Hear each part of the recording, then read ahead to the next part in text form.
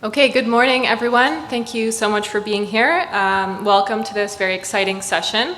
I want to get started. We have a really packed schedule today, lots of really interesting speakers to hear from.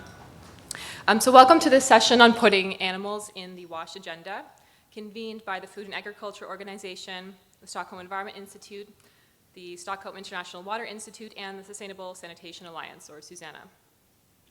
My name is Sarah Dicken, and I'm a lecturer at Uppsala University at SWEDES, the center focusing on health equity, sustainability, and transformation, and I also do some research on this topic. Today, I'll be moderating this session and taking you through the many different perspectives that we're going to hear about, and I think you'll find it really takes us out of our WASH comfort zone for those of you who work more on WASH issues. It'll get you thinking about the role animals can play in WASH, but also about the different trade-offs that there might be between these different perspectives when it comes to health, food production, biodiversity, animal welfare, and finally security and humanitarian aspects. So we're going to begin today with two sets of opening remarks, and then we'll have a framing presentation for the session, followed by a series of short presentations or Q&As. And these will cover the 7 different themes that I just mentioned. After the presentations, we will have some time for discussion and questions with the audience, both here in the room as well as those joining us online.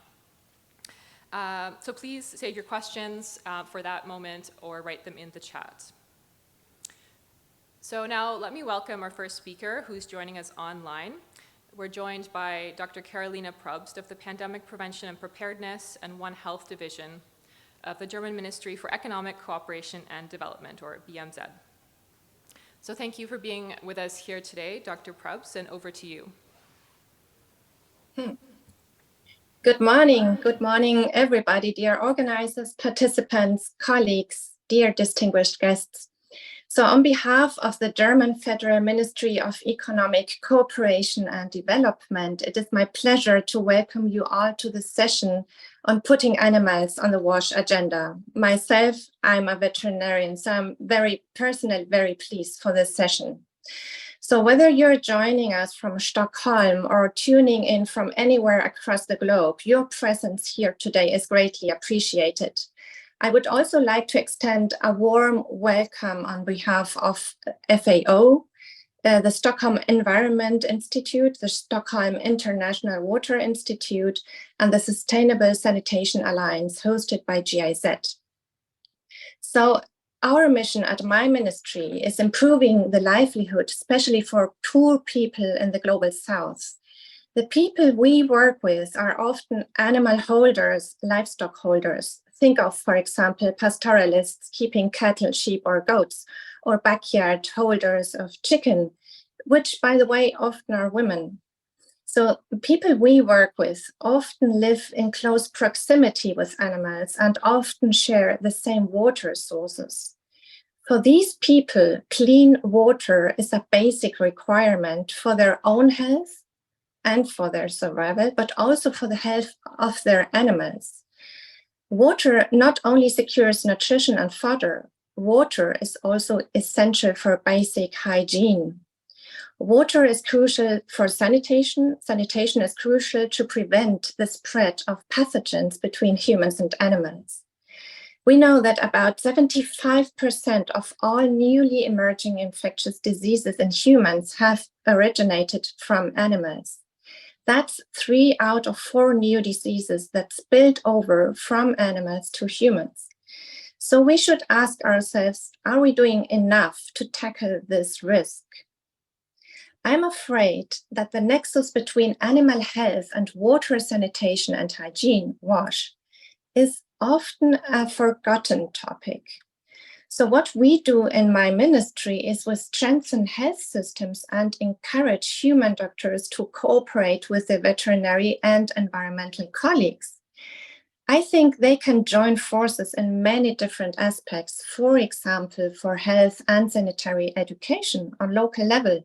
For example, raising awareness for basic hygiene in abattoirs to restrain Taeniasolium, or for example, distributing simple coffee filters to filter water to prevent people of getting infected with ginny worm. Additionally, water is also important for food safety, and animal-produced food. Water is also important for many other aspects. Think of horses and donkeys. Horses and donkeys are working animals that alleviate the burden of women and girls in collecting water.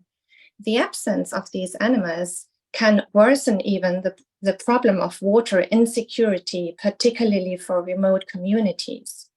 So all these realities illustrate the critical importance of recognizing the role of animals in WASH efforts.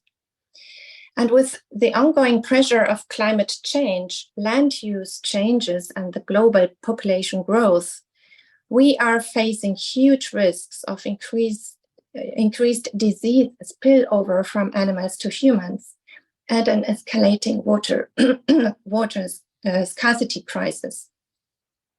So this is where the need for effective WASH interventions and where it becomes evident how important it is. So our event today centers on this crucial yet often neglected issue. It is an urgent call to action to put a spotlight on animal health in the context of One Health and especially in the context of WASH. So the commitment of my ministry to WASH for Health and the One Health approach underscores the dedication of strengthening cross-sectoral collaboration, tackling neglected tropical diseases, antimicrobial resistance, and promoting global health. So our mission today is clear. We need to highlight further how we can improve the nexus between animal health and WASH measures. Today, we'll dive into innovative ideas and practices across 6 key areas: health, food production, biodiversity, animal welfare, security, and humanitarian development and peace. So with that, I extend my gratitude to the co-conveners of this session for bringing together such a distinguished group of speakers. I'm looking very much forward to an insightful session and thank all speakers for their valuable contributions. Thank you so much.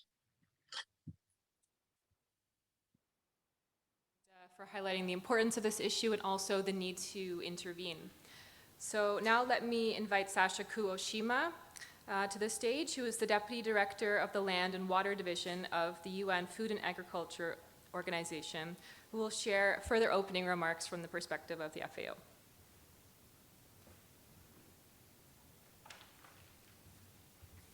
Good morning. Welcome, everyone. It's a pleasure for me to be here, and it's an honor to speak on behalf of the UN Food and Agriculture Organization. And I also like to thank the conveners and all the co-conveners in organizing this very important session and this very important topic. One Health is one of the priority programs at FAO where we have launched the One Water, One Health initiative nearly 5 years ago. And as we recognize, water plays a central role and a connecting role in food production, in animal health, human health, and the overall environment. With all the increasing environmental stresses, new infectious agents have been introduced as we are facing the pandemic recovery. And in the past 3 decades, we know that 75% of human infectious diseases have been zoonotic in origin. And this spillover is very, very important topic for the Food and Agriculture Organization and also our partners to address. How we are managing our environment through human activities, such as animal and human waste disposal. Many times in cities, we have urban municipal wastewater treatment plants. However, in the animal sector, many of the large and also medium animal livestock husbandry does not have proper wastewater disposal. Also, as we're facing with water scarcity, the nutrient and water recycling is critical for water-scarce countries. This is really important. We need to look at all of these potential hazards. The livestock rearing, the land use change, as we already heard, and also antibiotic use, not only on livestock, but crops, fish and livestock as well, all end up in the environment as the sink for all the pathogen and chemical pollutants. And this is important in our production functions, the soil, water, and land that are used for food and agriculture. We must recognize the importance of this infectious disease prevention and control, including water security, sanitation, and hygiene, to fight against waterborne diseases and antimicrobial resistance that may potentially build up on farm and also in the greater environment, and also to advance and broaden our global security in health and health system strengthening objectives. As FAO is working on livestock and overall agriculture and aquaculture control pollution, we are collaborating through a quadripartite agreement with the World Health Organization, the World Organization for Animal Health, and UN Environment Program and FAO together to tackle both agriculture and non-agriculture pollution controls. Some of the key activities we have been working on with WHO traditionally have been urban wastewater treatment and the safe reuse of reclaimed water under the context of water scarcity for agriculture. The FAO Land and Water Division, where I manage, we support preparedness planning across the rural, peri-urban, and urban agriculture by providing resources and tools to national and city governments to supply, and also supply chain actors to provide safe food in production and consumption through water and wastewater treatment, composting of waste, and sustainable land and soil water management. And certain water-scarce countries are already reusing 100% of their wastewater for irrigation, domestic, and industrial applications. So the guidelines, the health guidelines, is something we will be working on to renew some of the new information introduced. Additionally, the global demand and production of livestock products are increasing rapidly. Many countries have more meat, moving towards meat consumption due to population growth, rising income, and changes in lifestyle and diets. So that puts more constraints on our system in dealing with also animal manure and all of these other issues. FAO is strengthening national policies and action plans on health, water, and food security by improving the management of agricultural runoff and livestock manure, irrigation, timing, and management methods for boosting biosafety and preventing disease response through early detection and response frameworks to provide decision support tools for policymakers and managers. With our member countries, we're addressing the timely action to limit the spread of foodborne and zoonotic antimicrobial resistant microorganisms. And later on, you will hear some of the technologies related to that. This is to reach humans, animal, and crops systems through a multitude of transmission pathways for early detection, among which water is one of the vehicles or transmission pathways, exposure pathways for introducing to the environment and humans and the supply chain. With our combined partners and support to our member countries, their institutions and also their public are made aware and are enabled to address these interconnected health challenges and foster a more integrated and comprehensive approach to safeguarding public health and ecosystems. So to summarize, access to the healthy environment, to fresh and nutritious and diverse food is critical for everyone, and One Health is really high on the agendas of governments, and we need to recognize this interconnectedness and the complex challenge that we are facing, and the need for multi-stakeholder solutions with a whole of society approach to address these challenges. I likewise am very excited to have the co-conveners gathered here today and with you all for important conversation and presentations on our shared objective for a safer environment for both humans and animals. Thank you.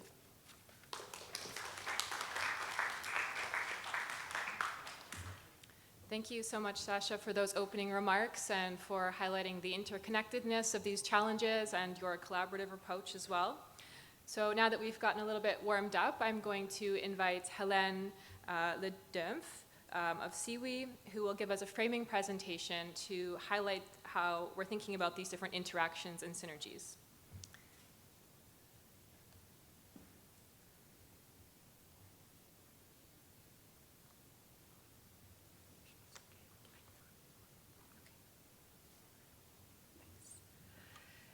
Thank you, Sarah. Let me put up another slide. So, good morning, everyone. And yeah, it's still not on. Sorry. So, as you must know by now, the theme for this World Water Week is innovation. And indeed, innovation is strongly needed to tackle the water and sanitation challenges of the 21st century. But what the innovation can be a tricky word. Innovation is too often a synonym of technical fixes or new tools, and too often this means that these are ways to improve and sustain the performance of existing ways of doing things. And what we truly need is innovation that as ways of doing things that help us adapt and to yet unknown future circumstances. And this is the type of radical rethinking of WASH that we're going to talk to you about in this session. Today's speakers will invite you to explore new ways of addressing WASH problems through new partnerships and fresh insights from outside of the WASH box. So the starting point in this session is that animals are the elephant in the WASH room. What we're going to show you is that many of the most important challenges, the most vital challenges to WASH are actually involving animals. But what we want to do in this session is to help WASH professionals to align their work to deliver safe and sustainable and resilient WASH services with animal-related targets by 2030. But why would WASH practitioners add yet another layer of complexity to their already complex field of work? Well, the reason is simple. Animals matter to WASH, and many animals are here to stay. So it's high time that the community of WASH practitioners and the WASH sector takes this issue more seriously and harness the opportunities that this gives us. Did you know, for instance, that the animal agriculture sector is one of the fastest growing agricultural sector in middle and low income countries? The most relevant statistics show that 24 billion animals are brought to life by people every year on this planet. So, of course, we all know that livestock offers substantial economic and development opportunities to people, that they fulfill central cultural and social functions, and they provide vital services. But the growth of animal agriculture, we all know, risks accentuating sustainability issues that span equity, that span economy, environmental impacts, many of them related to, well, you guessed it, water and sanitation. Take public health, for instance, that we've heard already a lot about. So the global pandemic of COVID has also demonstrated that wildlife and human societies are intricately entangled. Biodiversity underpins the health of the planet, and the unfolding extinction crisis has a direct impact on our waters and our lives. So like many other practitioners around the world, WASH professionals will need to become more aware of the animals in their working environment. But how do we do that? And this session will aim exactly to offer practical solutions to this challenge. For this, it proposes, well, all the presentations that you will hear have in common to work together with animals rather than against or without them to reach the SDG 6 targets. As you will see, the most relevant water animal issue of relevance to WASH is health, of course, and we will hear from Linus Dagerskog and Michel Dion, two separate projects that offer extremely interesting insights for how this can be tackled through a One Health WASH approach. We will also hear from a joint project of the FAO and FDA that addresses water, animal, human health linkages to improve food safety and to reduce the spread of pathogens. But beyond health and food security, food safety challenges, the disregard for animals has many other impacts on the capacity of the sector to reach SDG 6 WASH targets. And one idea that we really strongly believe is that the presence of animals is very much an issue of resilience. It's important to keep in mind that up to 1 billion poor people depend on livestock for their livelihoods, income, food, and well-being in both rural, but increasingly also in urban areas. So globally, this is becoming an issue. So to build the resilience of these WASH systems, we need to sustain both the resilience of water ecosystems, but also the resilience of WASH communities that are multi-species communities. So that when it comes to the resilience of water ecosystems, it's already well known that poor water and sanitation services contribute to environmental destruction that lead to extinctions. So Conservancy International will speak to us about the way that it is actually possible to promote healthy watersheds while at the same time improving WASH services and supporting local communities for the long term. To build the resilience of multi-species WASH communities, interventions need to shift to WASH systems that not only aim to provide water security and health and dignity, which is already such a big thing, but we also need to respect the physical and mental well-being of animals that these communities depend on for their water. And Debbie Warboys from the Working Animal Alliance will offer actionable ideas on how that can be done. Nomadic communities are also a specific case with their own specific challenges.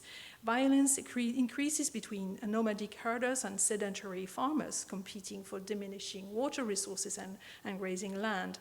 And drawing from the work of the International Crisis Group in Nigeria and Kenya, Elissa Jobson will explain to us that WASH can actually be part of water governance for peace and should be part of these solutions. And to build the resilience of communities in fragile contexts, WASH humanitarian assistance need to take into account the needs and the crucial role played by livestock communities in communities' capacity to bounce back after a crisis.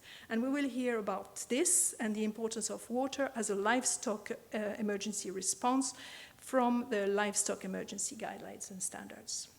So as you understand, as Sarah has already said, the approaches to the animal-human-water nexus that we will hear about this morning are well beyond the WASH business as usual.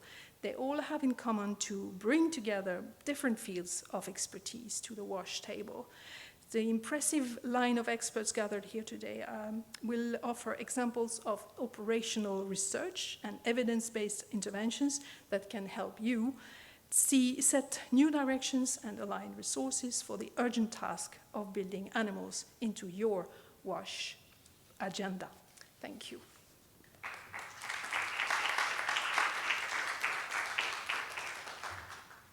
Thank you, Hélène. So let's get started with our thematic presentations.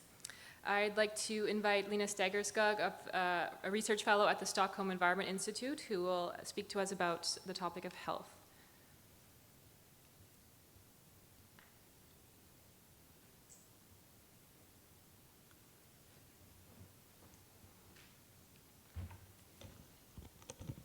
Thanks, Sarah, and good morning, everyone in the room and in the world online.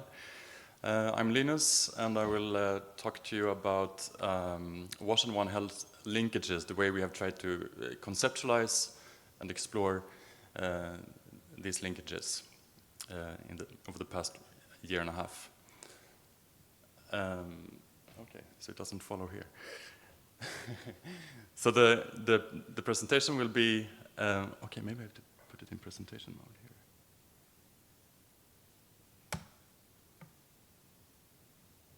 Sorry, so I don't see my slides here, so I'll have to be turn a bit back. So the presentation will be WASH and One Health definitions, a WASH and One Health network that we have initiated, and some results from a scoping study in Kenya on the linkages between WASH and One Health. WASH, I guess most of you are from the WASH sector and know the definitions of water and sanitation and hygiene services. But One Health is an approach that aims to balance and sustainably optimize health of humans, animals, and ecosystems together. And we know that they are independent and interrelated, and they need to be addressed across sectors and across levels. And we have tried to explore how WASH fits into this system thinking of One Health. And conventionally, WASH has quite a narrow focus.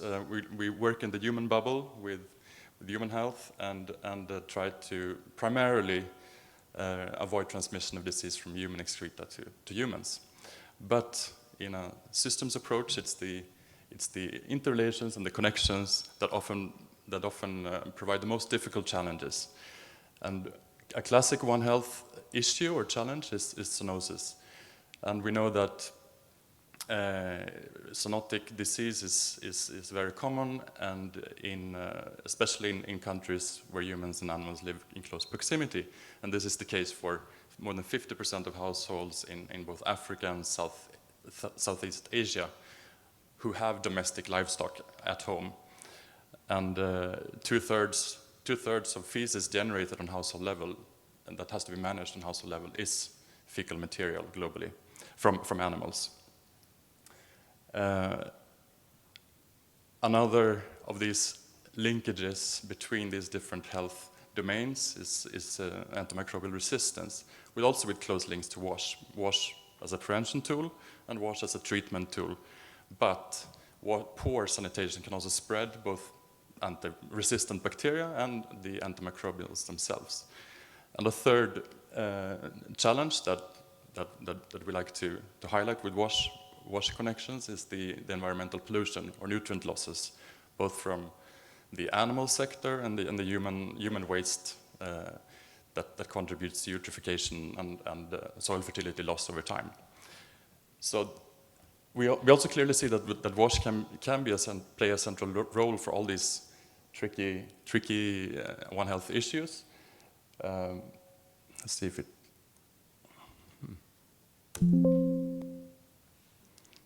That doesn't sound good, right? Is it coming?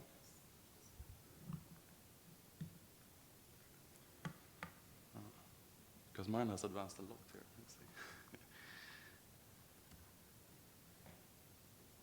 Any technical assistant to advance the slide?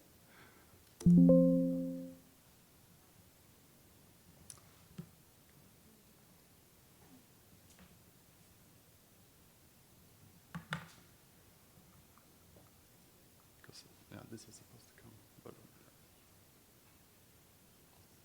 It doesn't match the computer. well, the computer is not. Yeah, I tried to do that several times.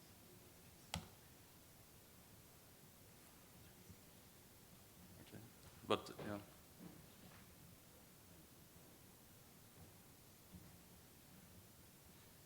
And F5. Or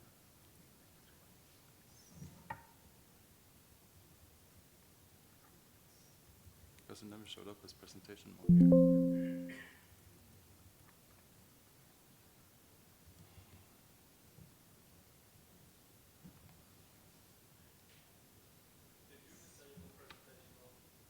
It's frozen. The computer is frozen.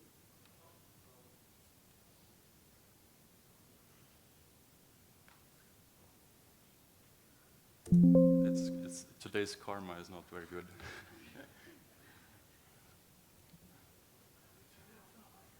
Yeah, that's the. Yeah, I can. I can continue. So of course, then WASH is can be seen as a central tool within this One Health system, and we can address zoonosis, upgrade WASH to address zoonosis better in settings where this is very common. We should also see how sanitation of both human and animal waste can be addressed to reduce environmental load, including AMR.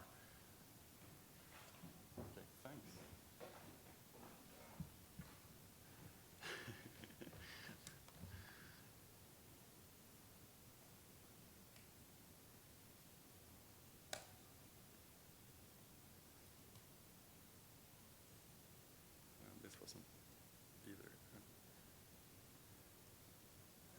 Okay, and to explore these linkages further, we got a network grant from Formas with practitioners and researchers from Sweden, Mozambique, Kenya, and Burkina Faso.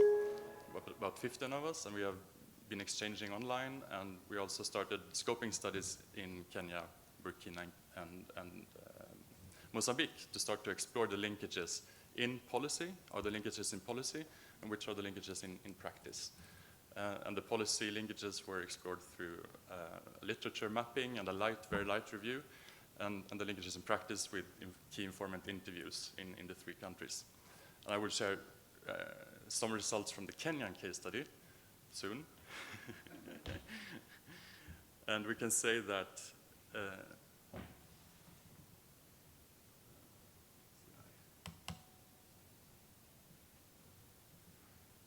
someone else's presentation will not have time to be presented. Okay.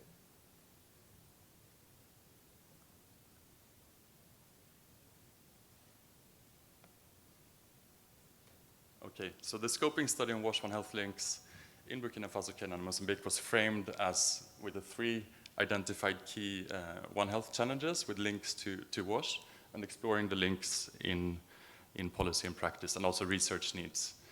And if we go for the Kenyan case, Kenya has 55 million inhabitants and a big, significant livestock population as well. WASH services are pretty good for the region, but pretty low in absolute terms. Safely managed sanitation at 32%. Water services, basic water services at 63%, but you see surface water of 19%, basic hygiene at 38%. So you see that there is plenty of risks with that many animals and pretty low WASH services. If we look into links in policy, the first slide here is about how zoonosis, AMR, and environmental pollution is addressed in WASH policy in Kenya. And the basic or the big policy and strategic framework from 2016 just mentions animals. It says ensure effective control of rearing and straying animals, especially in urban areas, while reuse is encouraged in general, promote safe, clean and more responsible methods of wastewater recycling, reuse and recovery. But what is really interesting in Kenya are the documents from 2022, operational documents, which are super interesting. Three grade levels of rural sanitation and hygiene protocol.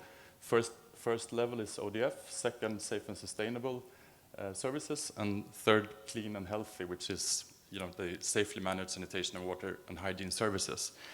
And the indicators for the second level include hand washing after contact with animals, animal products, animal waste, and before and after milking, keep household drinking water away from animals, no animal waste visible in the compound, safe management of animal waste, and safe separation of animals and children.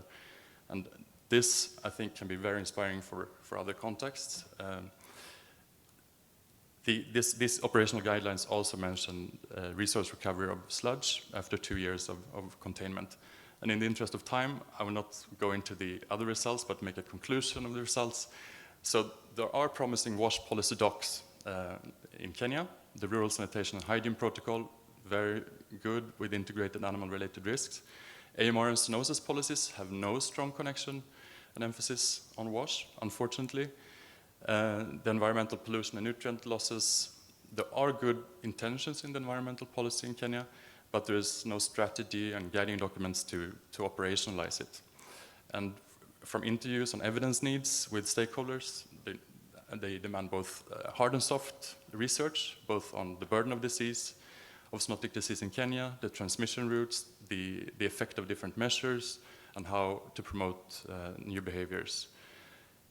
So if we're moving towards WASH for One Health, starting from the conventional WASH with lowercase a towards the capital A of water, animal sanitation, hygiene, and what would it imply to have a One Health approach for WASH, then WASH policies and interventions should be upgraded to better address zoonosis, AMR, environmental pollution and nutrient losses. One Health policies and interventions should definitely see the value of WASH as an important prevention and treatment tool. And we need to work together, of course, over all these sectors of vets, health people, ag environment, and WASH as like a knitting point or bridging subject, which you can see on the final slide from Nakamura 2019. He mapped out more than 10,000 papers mentioning the SDGs and the links between these papers, and you clearly see how WASH is the bridge between the environmental ag research on SDGs and health and neglected tropical disease. So we are this bridge, and we are an important tool to bridge these sectors, and we need to open up both ways. Thanks. And so, sorry for the for the mess up. Thank you, Linus, and sorry about the technical issues. Thank you to tech support for resolving that. And this is a very inspiring slide, I think, to see these connections. So now I'd like to invite Dr. Michelle Dion, Senior Scientist, Animal Pollution Health and Epidemiology of the International Livestock Research Institute, who is joining us online today. And he's going to tell us more about the topic of animal-sensitive sanitation and answer a few questions.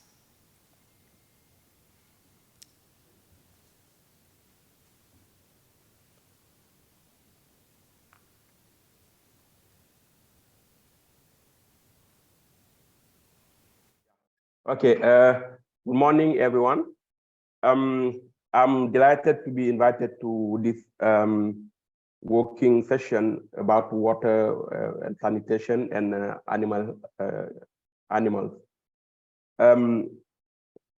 As you know, previous speakers have already talked about why animals are important to be incorporated or included in a WASH. As 85% of animal waste of waste is from animal, and we know that in developing countries, livestock production systems are low input, low output services. So farmers often live very close to their animals because they keep small numbers, and also because of social ties to their animals and other reasons. And as you know, also animals represent kind of what we call the wallet or the moving wallet for the farmers, especially women. When we talk about small animals, chicken, small ruminants, sheep, and goats are often kept and managed by women. And because of that, women are more prone to infection, to exposure to the risk within the household because of the poor biosecurity, the close interaction between animals and their child, the lack of quality feeds in the household, and also the management practices. So 2 years back, we've been involved in pilot testing what we call the animal inclusive community-led total sanitation. So the ACLTS aim to document animal management practices and pilot an innovative approach to incorporate animals in WASH. This emanated from WASH expert going to the field and getting feedback from communities, telling them, we want to know more about zoonotic disease, we want to know more about AMR, we want to know more about how animals are connected to humans. And then we developed the concept, and we are now piloting the concept in rural Mali. In the first phase, we have carried out a formative research to inform the ACLTS program. And then what was interesting in the formative research is that it was very community and stakeholder focused, because we really wanted to know what are the main issues and how community will perceive the environment, and how we also could come in without disrupting the system already in place. And in the phase 2, we came out with some interventions that we are pilot testing. We implemented the baseline and then an end line. And some of the primary outcomes were animals percentage of household with animal feces in the area, and also proportion of household that safely dispose of feces, animal feces, by type of animal, and also number of house or percentage of household that confine animals or that are composting, processing animal waste to generate compost. So yes, and today I was delighted really to share our study case. Right now we are analyzing the primary outcome and writing a paper for the formative research. Thank you. Michelle, so could I just ask you a couple questions? So first of all, why do you think animals are important to be considered within WASH interventions more broadly? Thanks, Sarah. I think this has been largely addressed by my predecessors already. We know that WASH has largely ignored animal waste historically, and it has more focus on human waste. And failure to account for animal waste will also be a real gap. If you know really sub-Saharan Africa, the way livestock system production is set up, it's really obvious that we must address animal waste. And animal waste is beyond only the feces of the animals. It also includes all the waste related to the feeding, to agriculture, all the waste related to the slaughtering waste, to parturition waste is extremely important. And this has been in the communities for long and have never been addressed. And for our case, the request came even from communities. This showed that really it was really very important to them. Okay, and also we know that there has to be rigorous monitoring or indicator for monitoring animal inclusive in WASH. So we need very strong study cases to really make a business case in this area. And I think now it is a new topic on the desk, and I think with all these scientific community, I think if you work very well, we can really have very good study case to put on the table. Yeah, on this. Okay, thank you, Dr. Dion, for joining us today. Thank you for those comments. I think due to time, we're going to move on to the next presenter. So thank you again for joining us. So now I'd like to invite Sasha Kuoshima once again of FAO, and she'll be joined by Dr. Eric Stevens online of the FDA Center for Food Safety and Applied Nutrition. So they'll give a shared presentation on food security and also the whole genome sequencing approach.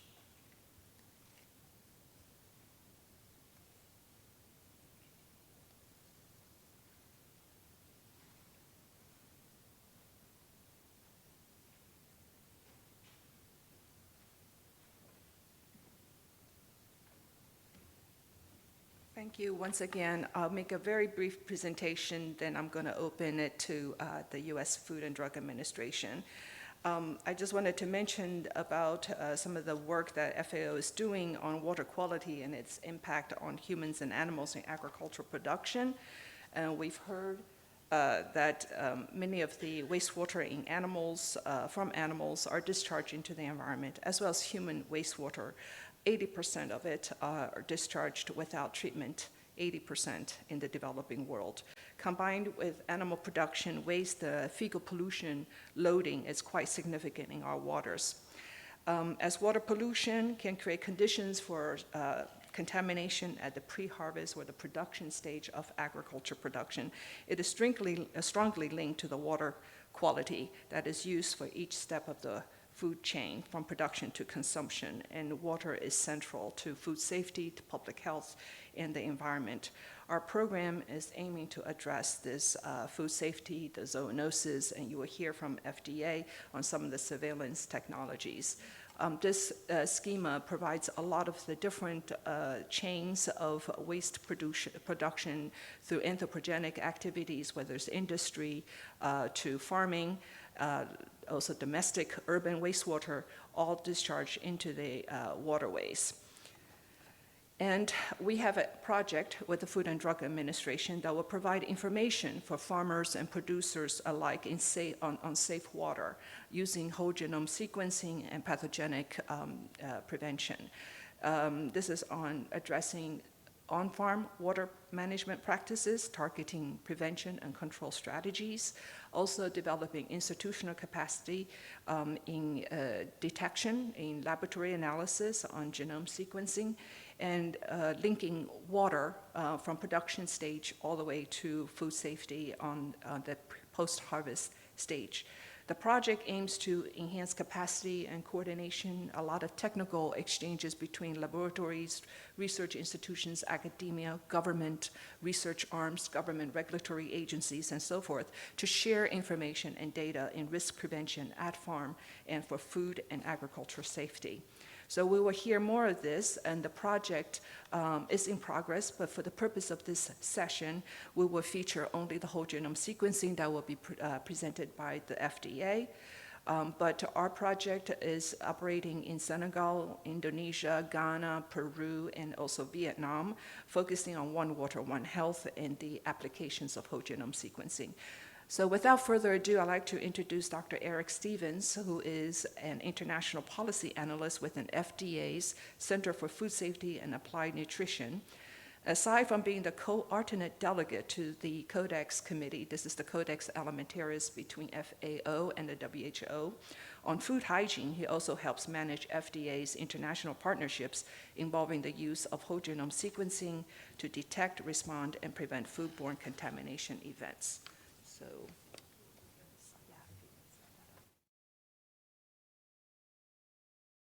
I'm just going to get the slides up. Are you able to see my screen? Yes. Great. You. Wonderful. Not your Thanks. Just- Not my slides. Sharing the slides on our end, so if you could just tell me when to advance. So thanks, Sasha, for that introduction. So as she said, my name is Eric Stevens. I will be talking about some of our use of whole genome sequencing for foodborne pathogens across the One Health sphere. Next slide, please. So whole genome sequencing has really been kind of a paradigm shift within the last decade, especially for public health researchers in terms of its decreasing costs, but also the ability of and sheer amount of the data that it gives you. So when we're talking about foodborne pathogens, which is what we focus on from FDA, we're talking about 3 to 5, million nucleotides that make up a genome, and whole genome sequencing is able to provide that information for us at a cost basis that really makes it applicable to be used at the public health level. With those 3 to 5 million base pairs that we're able to sequence, we can get the evolutionary history of these isolates, and we can begin to make linkages between human and animal illness. Have we seen this before? What are the sources? And we can start to build a database much the same way that, any human today can go with 23andMe or Ancestry.com and, take their human DNA and see which part of the world their ancestors came from. We're building much the same technology and database with whole genome sequencing for foodborne pathogens that we are with other uses of whole genome sequencing. The great thing about this is it really enables a linkage across multiple sectors for have we seen this same isolate or closely related isolates in this place in previous years? Have we seen it move across sectors? And we can begin to really understand how foodborne pathogens move through the environment. What I'm really excited about as a user of this technology is its capabilities to truly enable linkages really across the One Health sphere. So when we're talking about the sequence of genome for bacteria, and you're sequencing it, let's say from foods, you have clinical illnesses, you put it into a database, and you are enabling somebody from a different sector. Let's say they're talking about doing surveillance of bacteria just from water in a stream, and they're able to upload it to the same database. And we're using NCBI's database capabilities, mainly because it already existed, because when you're handling this much technology, it's quite expensive. So making it or enabling this for others to use is paramount to making these successful linkages. You're able to then say we've connected two separate surveillances within the One Health sphere. And it also then enables public-private partnerships for collecting and analyzing the data. Next slide, please. So here's just a schematic of what that looks like. It really enables anybody from academia, government research, anybody to take their genomes and also the corresponding information. So where you collected that genome, where whether it was associated with a food or whether it was associated with environment or clinical illness, where the geographic location was, the time and date, and you're able to put it all into one place. And then it kind of spits out information for you, because when we're talking about this paradigm shift, we're also talking about difficulties with analyzing the data that not everybody has the capability for. So we've worked with NCBI at NIH to really make some things automated to really enable the usage and getting more people comfortable with using something that previously was command line based. So it'll spit out information that will show you kind of the evolutionary lineage or the inferred evolutionary lineage. It also will make it easier to link those or to enable linkages between pathogens that come from multiple sectors across regions of the world. And you can also start building a database or resources on where you've seen this before or where certain commodities come from. So in the context of food, we're really interested right now in looking at water, because that really is one thing that fundamentally goes across the One Health sphere and really unites human, animals, and the environment. And so we're able to see what is the source of these isolates that may end up causing human clinical illness or animal clinical illness. We're able to then make linkages to then implement some preventive controls on where the sources of these pathogens are coming from across sectors. So next slide. And I'm always happy during some of these talks when others have shown very similar slides like this before and have explained it, because this is at the heart of what we do. And this is the great thing about technology that really can help enable those linkages when you're trying to understand how something exists, how something behaves, and how something moves from one sector to another.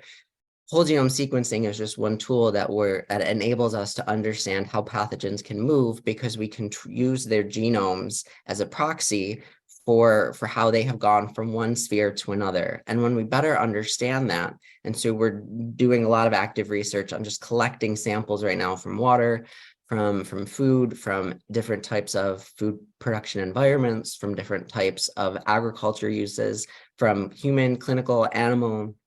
All of those things really help to tell the story of how foodborne pathogens exist in the environment, right? And the end goal is to reduce human illness from our point of view with FDA and make kind of food safer. But to understand that and to reach that goal, we have to understand the entire scope of the food production environment, which includes the One Health sphere. And so by really enabling all of this data to be linked together, we're able to start saying, okay, where can we implement the most effective change? And so we can start there and target with preventive controls. Next slide.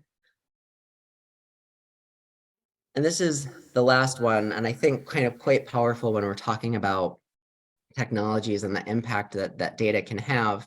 We can really start to see, where we need to perhaps sample more, where we've done a good job of understanding. But of course, from our end, when we think that we understand something, we have some new data and we say, okay, maybe we didn't quite get it 100% before, but by implementing and continually using new data, we can really start to enable data to be used to its fullest potential. So kind of in this slide, I want to highlight three things, and this will kind of be the conclusion of this very short talk.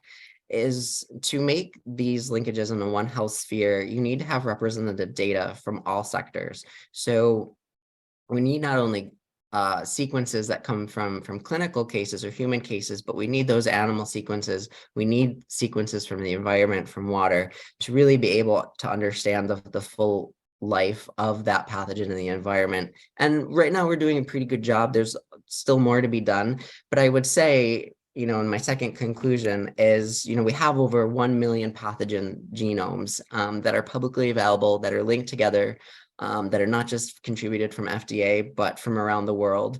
And by having over 1 million genomes connected, we can really start to build some of those linkages. And one project that we're currently seeing is really the importance of water as kind of one of the main sources of contamination. And so trying to better understand, you know, how we can prevent some of that from occurring. And then the third thing is that the economic value of what this technology can provide. And so far, we have seen that for about every $1 that we are using to implement this, at least from the United States point of view, we're able to see a $10 savings on the human health side by reducing illnesses. And so this by no means is the only technology that you can use, but it's one that we are fully implementing to really try and understand basic questions of how foodborne contamination occurs and crosses the One Health sphere. And so with that, I'll stop and thank you very much for listening to me today. And I'm very sorry that I could not be there in person. Thank you very much, Eric, and sorry we don't have more time today. We're now going to move on to Janet Edmond of Conservation International. And she spoke with me earlier. We have recorded a short video about the role of biodiversity in connection to animals and WASH. She is online if you have questions later. And we'll just...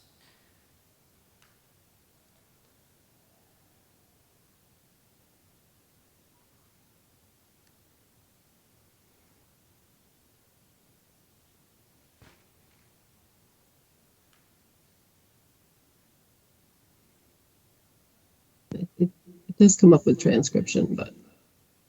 Yeah, okay, great.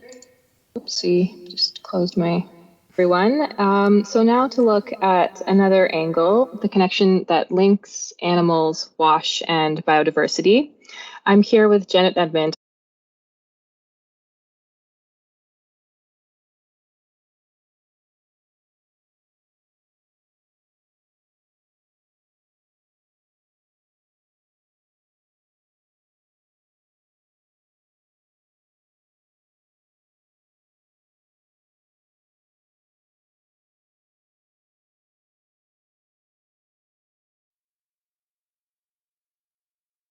It does come up with transcription,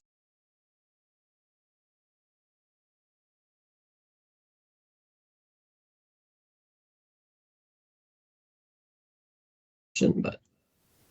Yeah, okay, great. Oopsie, just closed my everyone. So now to look at another angle, the connection that links animals, WASH, and biodiversity. I'm here with Janet Edmond of Conservation International. So thanks for being with me here today, Janet. And we have a few questions to discuss to get your perspective. So first of all, you work for a biodiversity conservation organization. How does Conservation International view the importance of putting animals in the WASH agenda? Great. Thank you so much for having me, and hello to everyone. So biodiversity is really, for those who don't know, is really all the life that you find in nature, just to make sure we're clear. So it's plants, it's animals, fungi, bacteria, all these organisms, which make up the very places, the ecosystems, which provide for us, you know, food, clean water, the air we breathe, shelter, all of these things. So for Conservation International, our mission is to conserve biodiversity and to make sure that, as we say, people need nature, to make sure that nature is providing and that it is sustained. So where we come into the WASH agenda is that we really want to make sure that healthy ecosystems, healthy watersheds are being planned and managed and come together with sustainable WASH services. So I can definitely share our theory of change. Just give me a minute to share my screen. Hopefully you can see this. Do you see it now? Yep. Perfect. Just skip that. Fine. So we have a program at CI. We've been working on this for about 10 years with development partners, and we really feel like healthy watersheds, which includes biodiversity, if those watersheds are restored and protected, if they're providing the ecosystem services and biodiversity, if all of that is flowing and perfect and doing well, and if we combine it at the same time with sustainable wash services, that are planned and managed, properly sited, making sure that watersheds are protected, if we do those in combination, we will often help communities foster their stewardship and resilience, and the management of those would lead to this improved integrated approach. Oftentimes conservation organizations and wash organizations are working in the same places, but we are not working together. So this is our theory of change, and we put it all together where you can see that middle is really about the strong governance, inclusion, making sure that all people are put into that project and that plan, and that communities are thriving. So that's really our theory of change. Okay, great. So that's really interesting. And I see you've mentioned aquatic ecosystems. So what about livestock? Because we've been hearing about that in this session. What do you see as the relationship to livestock, and how do they fit into your wash in watersheds framework? Yeah, so livestock are really important, and the evolution of conservation over the past 20 years that I've been at CI, even longer.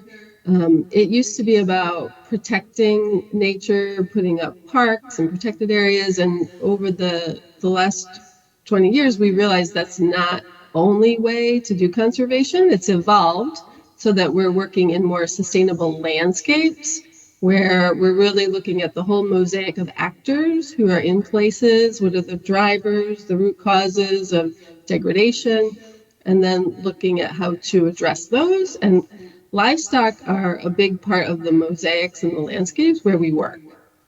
Like for one example, in South Africa, we work in the Eastern Cape, which is a very dry landscape, and livestock are very often the cause of pollution in the water system. So what we've done is try to work with herders and farmers, and to make sure that we have separate water sources for livestock. And we've developed a thing called Veld sanitation, which helps them really think about their practices in the landscape and how it can be better protected. So that's just one small example. And of course, livestock is a big part of every place that we work. So whether it's cattle or goats or chickens, really looking at the larger kind of management of rangelands often is a big thing that we're doing. Okay, so livestock and water security are some big challenges, and it's great to see you're working on that. So maybe to end with some positive trends or examples, can you share some encouraging trends in the area of wash and water conservation that you've been working on? Yeah, well, I think that this panel, having biodiversity to be able to talk about that in the WASH agenda, is an example of maybe a longstanding collaboration that we've had at World Water Week with our development partners. I also see in the Global Biodiversity Framework, which was passed in Montreal in 2022, the new vision, for 2030 is really about breaking down those silos, like I talked about, and coming together to have a much more integrated program so that we're all working together. And I feel like the movement for community-led development, if you haven't heard about this is an international movement to make sure that communities are leading development, and that community solutions are really put at the forefront of the development assistance agenda. There's a lot going on with that. And really, I think those are some really promising trends. Thank you. That's very interesting because we hear so much more about the climate change COP. So it's great to hear from your perspective on biodiversity. So thank you so much for your thoughtful responses. I think that's all the time we have now. So thank you to Janet, and she is online joining us today if you do have questions in the chat for her. And sorry about the technical issues again. Now we're going to hear from Debbie Warboys of World Horse Welfare and the Working Animal Alliance, who's going to speak to the links between WASH and animal welfare.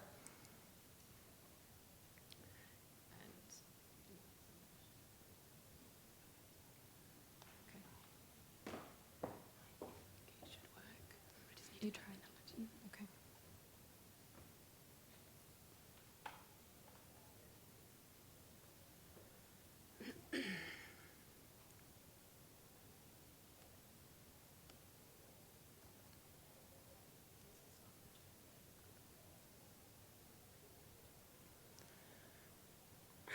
Good morning.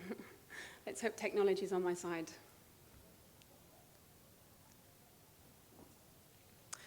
Water shortage is a growing threat as climate change continues to cause droughts, meaning that 2 billion people worldwide lack access to safe drinking water. UNICEF estimates that 200 million hours around the world every single day is spent collecting water, which is mostly done by women and children. This presentation will highlight that in many places around the world, including Africa, Asia, and Latin America, that there are working animals like equids that are part of the solution towards water security. A trip to the Senegalese bush in hunt of looking to evidence how horses contribute to water access. We were fortunate enough to stay with these families so that we could understand how the lack of water and grazing in their home villages meant that they had to travel hundreds of kilometers over many months so that their livestock and their families could survive. We were the first NGO that both families had ever met, so their gratitude at us showing an interest in their lives and their needs was humbling. We literally drove for days through the barren lands of the Senegalese desert to find where these families were temporarily living. On the way to one of the families' camps, we drove past a cluster of people and animals that were benefiting from a well that had recently been made. We stopped to have a look. As you can see here, there are no motorized parts to maintain, but fail-safe donkeys who knew their job, were reliable, and hardworking. Many donkeys and their drivers had driven up to 5 to 10 kilometers to the well. Water then is taken back and used by the family for the essentials, drinking, cooking, very basic hygiene, providing water for their livestock, and finally, what is left over is given to the equids. Working in hot and dusty conditions with no access to shade, these equids perform an otherwise impossible task. When the containers are full, the donkeys put at least 1,000 kilograms between them. Best practices are often overlooked as water is transported to the members of the family as well as their livestock so that they can get hydrated. It became very evident that the simple task of getting a clean glass of water from a tap is something that we take for granted. The families are extremely generous with their time as they wanted to show us how dependent they are on their working equids, especially in regards to the collection of water. All of these animals need water to survive, and so do the members in the family that depend on them. We were also able to witness their migration pattern called transhumance, which is where entire families literally have to pack up the belongings on their horses' backs and travel hundreds of kilometers in search of water and also grazing for their livestock.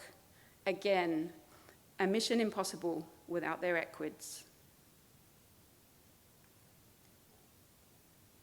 While these working equids act as a solution to the scarcity of water around the world, there are several issues concerning the equids' welfare, which also threatens the sustainability of them. Many animals that we saw were suffering from dehydration, malnutrition due to inadequate food, physical harm by owners that didn't know how to look after or how to handle their equids so that they worked the best way they could. Health problems due to inadequate veterinary services and lack of knowledge of equine diseases.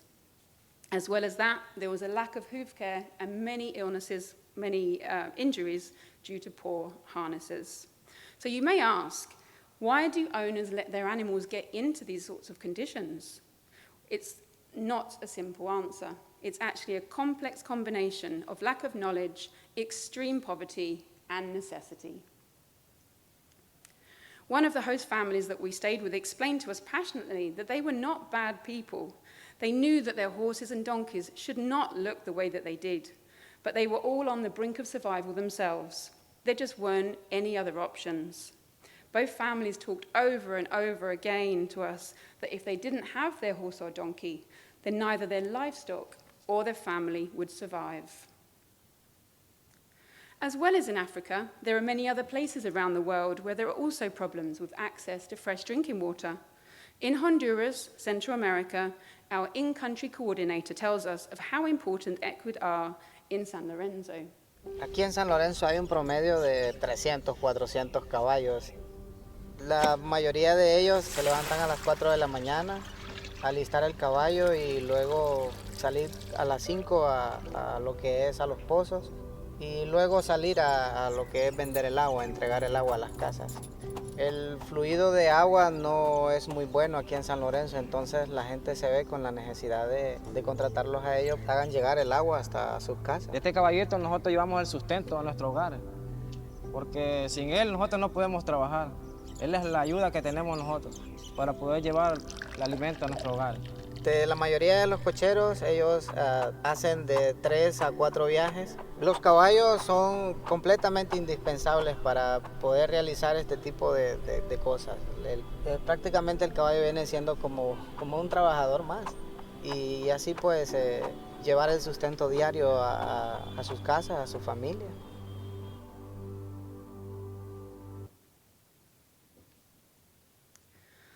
Due to a lack of knowledge, resources, and legislation, working equids end up being invisible and often not included in policies that should protect them. What is needed here are multifaceted approaches that recognize the interconnectedness of animal welfare and universal access to water. Here are just a couple of examples of where cross-sectoral projects have been successfully implemented. The Donkey Sanctuary partnered with local partner ActionAid in Ghana and together resolved some of the community's issues concerning the lack of water, as well as sharing knowledge, empowering and improving the livelihoods of women. They improved access to both donkeys and other livestock through the drilling of boreholes and the reconstruction of a water collection reservoir. Animal Nepal, a registered animal welfare charity in Asia, proposed a project to the government that would support over 320 families who depend on their equid for their livelihoods. After a lot of lobbying from the NGO, the Nepalese government confirmed that it would fund a 3-year project worth $500,000. One of the expected outcomes is that natural drinking water sources will be identified to provide better access to clean drinking water for humans and animals. It is so encouraging to see that the Nepalese government are starting to recognize the importance of working equids and are investing in them. And I know they're not alone. So, human development organizations, governments, private sector, as well as animal welfare NGOs, are invited and encouraged to join us on an interdisciplinary collaboration. We want to address water security concerns at the human-animal environment interface, and we are all dependent on each other to succeed.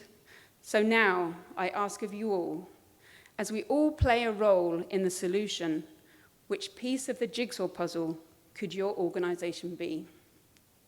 Thank you.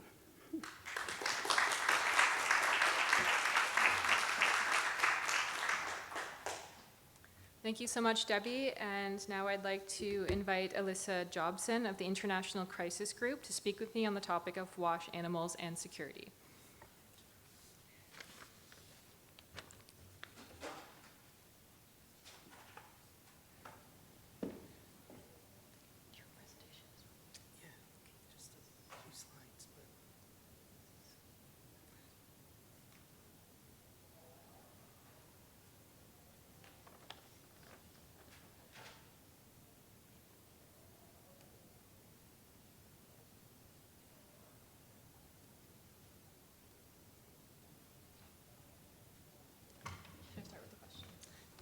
Yeah, yeah. Okay, so I have a couple questions for Alyssa today. So first of all, Crisis Group has written about farmer-herder conflict in various parts of Africa. According to your research, what fuels this type of conflict and how does it play out? I think quickly before I get to that question, I mean, this is the first time that I've attended Water Week, World Water Week. The connection between conflict, the farmer-herder conflict that I'm going to be talking about, and WASH is really on the water side. But I think it's great that that we're actually here talking about some of the issues of conflict around the WASH issues. So. Farmer-herder conflict and herder-herder conflict has been it's been a feature of life in Africa. I think since the two communities began, it's nothing new.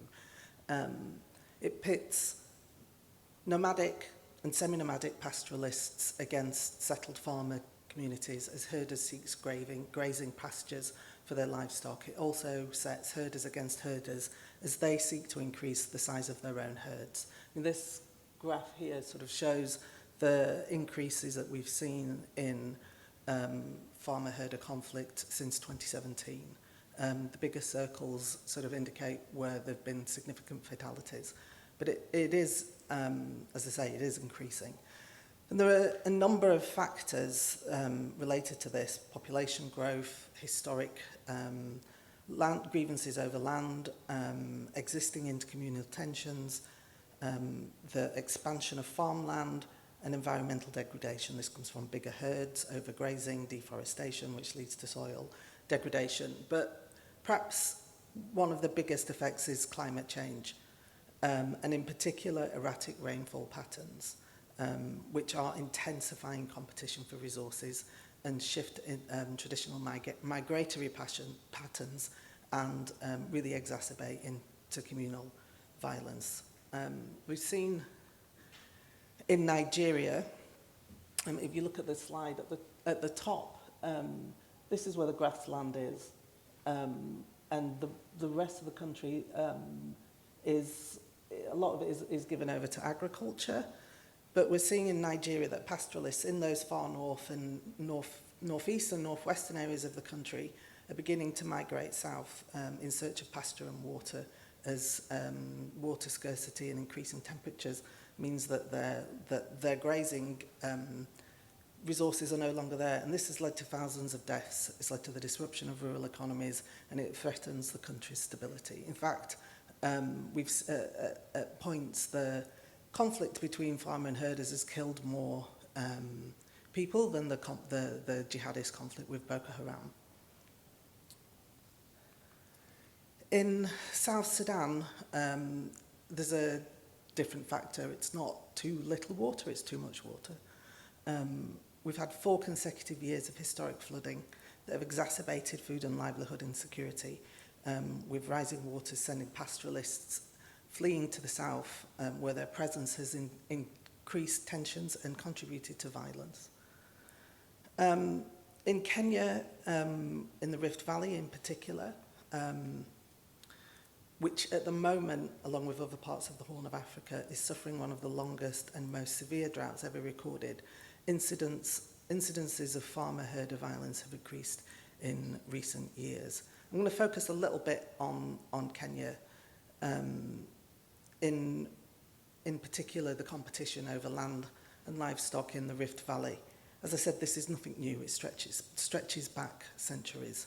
But today it's these extreme weather events combined with private owners' use of land and water that are reducing the availability of grasslands in the region. If we look at the slide, you can see here on the left-hand side where the increases of conflict have been just in a 2-year period.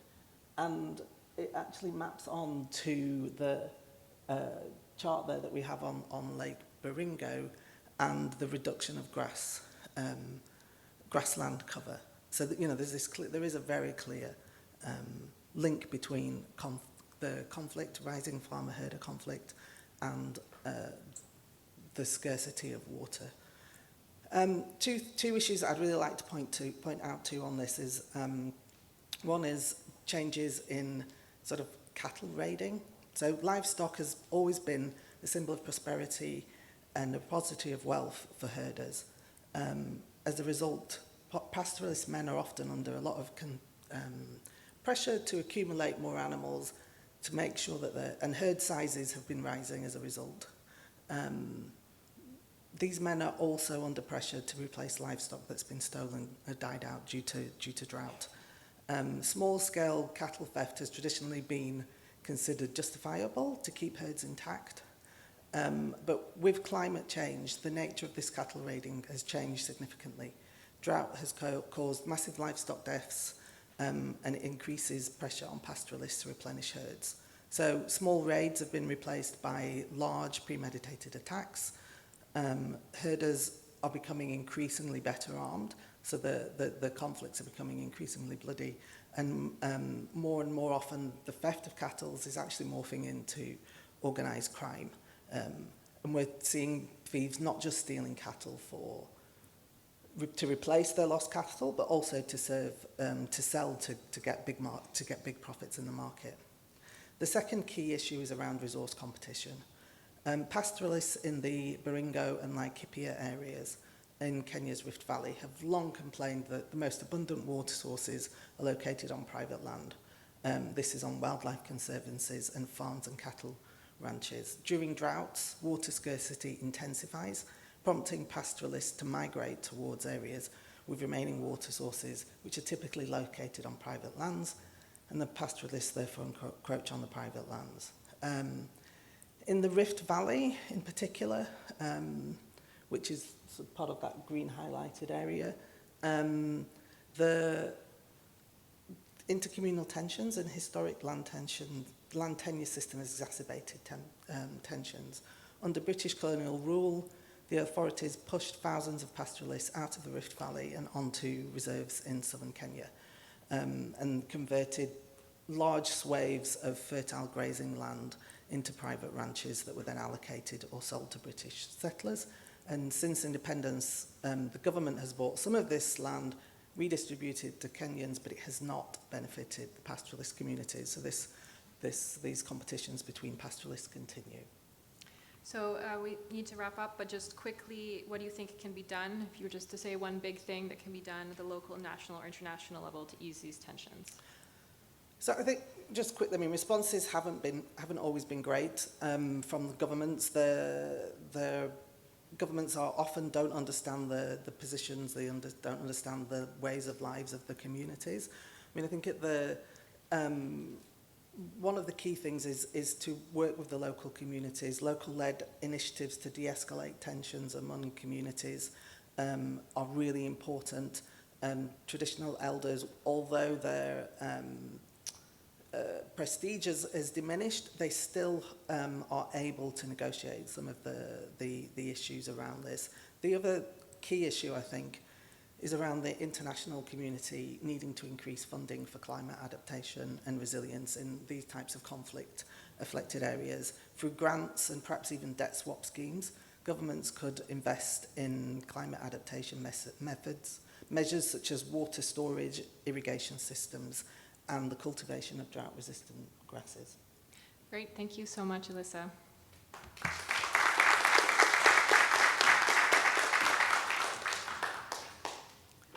Now, finally, last but not least, we have a final presentation from Susan Bishop of the Livestock Emergency Guidelines and Standards, or LEGS.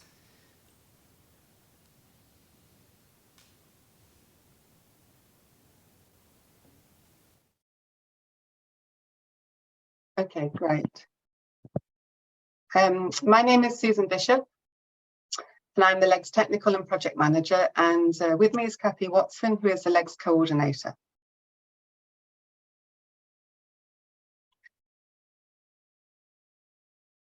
So, livestock are a key asset for many people around the world. 1.7 billion people in the global south depend on animals, around 60% of rural households. And as we all know, water is a vital resource for animals as well as humans. Emergencies impact water resources for both humans and animals. For example, droughts cause water sources to dry up. In floods, water sources can become contaminated. After an earthquake, water resources may be contaminated or destroyed, and in complex or conflict-related emergencies, access to water may be restricted. And lack of water also leads to loss of livestock productivity, such as milk, eggs, meat, loss of work capacity, and ultimately loss of livestock. So, what are the livestock emergency guidelines and standards, or LEGS for short? Livestock keepers around the world are affected by a range of crises, including natural and man-made disasters, which impact on their lives and livelihoods. LEGS is a set of international standards and guidelines for the assessment, design, implementation, and evaluation of livestock interventions in support of people affected by humanitarian crises. And LEGS draws on evidence-based good practice from around the world, which is incorporated into its handbook, training materials, and other resources. The application of this guidance supports better quality livestock-based responses, which in turn contribute to improving the livelihoods of crisis-affected communities. And LEGS is also a member of the Humanitarian Standards Partnership, HSP, which is made up of 10 organisations, including Sphere. So the LEGS handbook is the key output and is made up of 2 sections. It has the general principles, decision-making and planning, which include chapter on the introduction to LEGS, LEGS principles, and emergency response planning. And then 6 specific LEGS interventions, which are feed, water, veterinary support, shelter, livestock offtake, and provision of livestock. And these 6 technical chapters all include minimum standards, key actions, and guidance notes. So what does LEGS say about water? The LEGS handbook outlines 2 options for the provision of water for livestock, which will be similar to the provision of water for humans. First, water points, which are broken down into 3 sub-options. So A, changing the management of existing water points. B, rehabilitating existing water points. And C, establishing new water points. And secondly, water trucking, which may be partially or fully subsidised. But LEGS does highlight that water trucking should only be implemented during the emergency phase, as it is costly and unsustainable. And also that the creation of new water points is really a longer term development activity and should not take place during an emergency itself. The LEGS water chapter presents detailed guidance on these 2 options through several standards, each with key actions and guidance notes. And again, much of this is similar to water provision for human populations. The first standard focuses on preparedness in order to understand existing water sources, management systems, environmental impacts, and links to longer term development. And this is followed by a standard on assessment and planning, again, highlighting the importance of these steps prior to intervention. There are then detailed standards for the 2 options. And finally, the chapter includes checklists for assessment and suggested indicators for monitoring and evaluation. So in the context of the triple nexus, the LEGS handbook highlights the importance of coordination. So coordinating humanitarian and development actions to balance immediate and long-term needs. Avoiding contamination of human water sources by livestock, and making the most of the opportunity that livestock can use poorer quality water that is not appropriate for humans. So establishing effective planning and coordination mechanisms is vital to ensure distribution addresses all the needs. In addition to coordination, another key aspect of addressing the triple nexus is managing potential conflict by balancing human and livestock water needs, particularly, but not only in camps. Balancing water needs for crop-based livelihoods and livestock-based livelihoods. Recognising and supporting the vital role that customary and local management institutions play in preventing conflict over water. And also ensuring personal security. Complex emergencies or conflicts can increase risk of theft or attacks at water points. So that's all I was going to cover this morning. Just quickly wanted to say that if you want to access the web's handbook, you can do this in various ways, either by a download on the website, you can purchase a paperback copy, or there's an interactive handbook platform, all links via the website. And if you want to find out more about LEGS, please visit our website and you can join our mailing list. So thank you very much for listening this morning.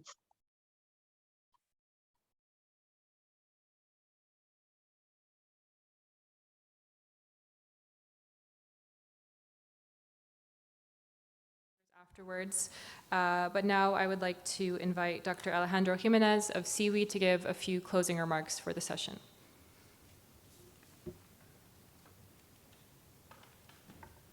Thank you very much. Thank you very much to all the speakers, Sarah and Helene, for organizing this. These are going to be the shortest concluding remarks of the whole week, I think, because of the lack of time. But I think that by now we are all in agreement how important it is that we integrate the human-animal-water nexus in our work from a WASH perspective, and how important it is to achieve not only the SDG 6, but also other very important goals, such as reducing AMR, improving climate resilience, adaptation, mitigation, and also conflict resolution. So it is absolutely crucial for us to continue working on that. And as we are short of time, the only thing I wanted to say is that we would be working from Seaweed together with the stakeholders that were in this session on a policy brief to bring up the different perspectives that are relevant for this work, and trying to aim to put this topic forward in the WASH agenda and in the global water agenda. So thank you very much everyone for being here, particularly the organizers and the speakers, and we hope that you will join us in the drive for this human water animal nexus. Thank you so much.